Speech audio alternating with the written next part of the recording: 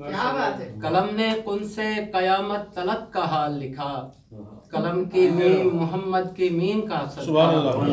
अगर तू आले मोहम्मद का दर्द लिखेगा, यही कलम तेरी बख्शिश की फर्द लिखेगा। वाह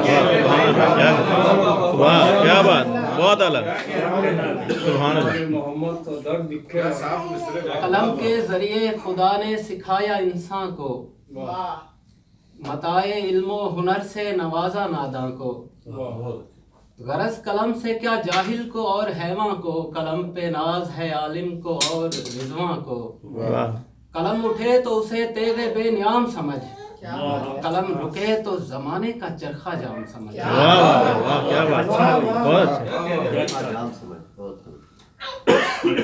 एक गजल के कुछ शेर हैं।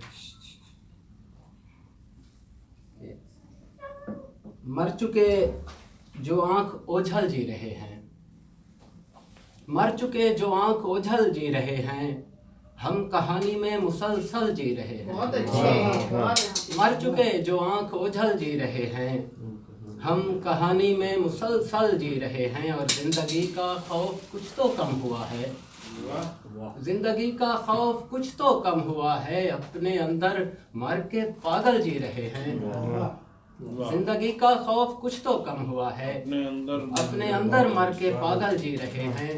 और जहर आलूदा हवाएं चल पड़ी हैं, जहर आलूदा हवाएं चल रही हैं। हो गए हैं फेफड़े शल जी रहे हैं, जहर आलूदा हवाएं चल रही हैं। हो गए हैं फेफड़े शल जी रहे हैं। जी भूल गया आगे।